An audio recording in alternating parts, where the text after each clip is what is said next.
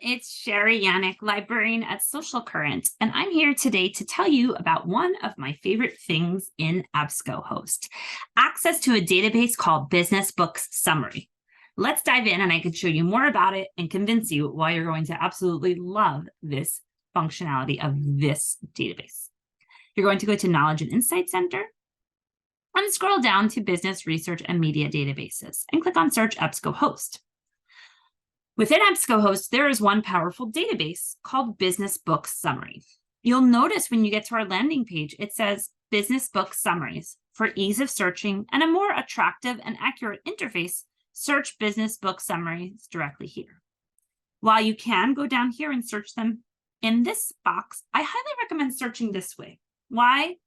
As we said, it's easier to search and it's a little bit nicer looking. I also find it more helpful for browsing if you're not really sure what you want or you want to learn more about a topic. Okay, so what is Business Books Summaries? The way I like to describe it is a super condensed version of Cliff Notes, right? Some sort of summary, but it's instead of a little pamphlet, this is just a couple of pages, maybe 7 pages, maybe 4, maybe 10, really depends on the book. And they're on a variety of topics. I come in here every week and I can tell you that this is constantly changing. When I was here last week, these books weren't here. So they're always changing, adding new books here all the time. Let's click on Dealing with Difficult People because I think we all have to read this one from time to time because unless you're super lucky, you probably have some difficult people in your life, right? So this is what it's going to give you, the basic publication information up here. It's going to give you some key takeaways and then an overview. Every book is going to have a slightly different layout, right? That's how nonfiction books work. So all of the layouts are going to be slightly different for Business Book Summary. Usually they have chapters or major ideas or sections that divide things up.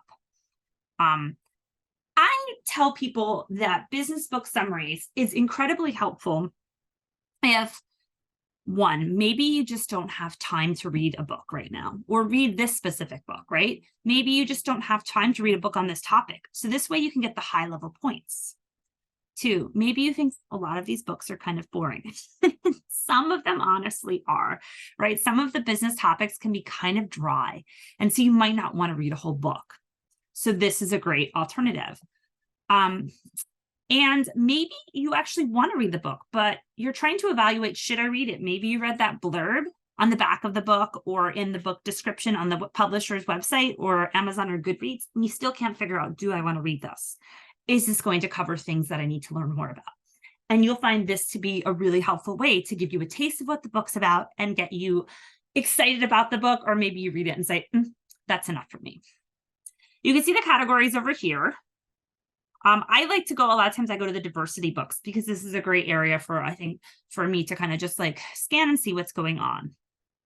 You can see there's lots of books here. They're adding all the time. Let's click on the key to inclusion. Right? And then this is going to give us the HTML version of the book, which is not as attractive. And sometimes, honestly, if there are any kind of images, you're going to miss out. You can also see there's an audio summary. So this might be really helpful, especially if you're trying to multitask. I find I like to, I listen to lots of audio books and podcasts while I fold laundry. But you can see this is, again, very similar. It's going to give you an image that made the publication information, the key takeaways, and the overview. So here it says part 1, right? And it's going to divide it up further. And this is just, probably mimicking what the book has, right? So a lot of times you'll see section 1 or part 1 or different ways like that. So it's giving you a sense of how to do things, right? And I feel like this is really good to give you a taste about topics that maybe you don't know much about. You're looking for the basics. You're looking to learn a little bit more. They also can be really helpful if you're working with a colleague and you want to send them something that might be helpful to them. It's really hard to ask somebody to read a couple 100-page book, but it's a little bit easier to send them this article, which is a lot shorter. Again, the functionalities that you can do with EBSCO, you can do here as well, limiting by date. You can limit it by audio available, subject, that sort of thing. I really love Business Book Summary. I just find it to be such a great tool for people. I'm a big reader, but sometimes I just don't have time to read a book on a particular topic, but I really want to stay up to date. I highly recommend Business Book Summary for whatever purpose you are needing it for. Happy reading! And again, if you need more help with EBSCO host or any other questions, feel free to email library@social-current.org.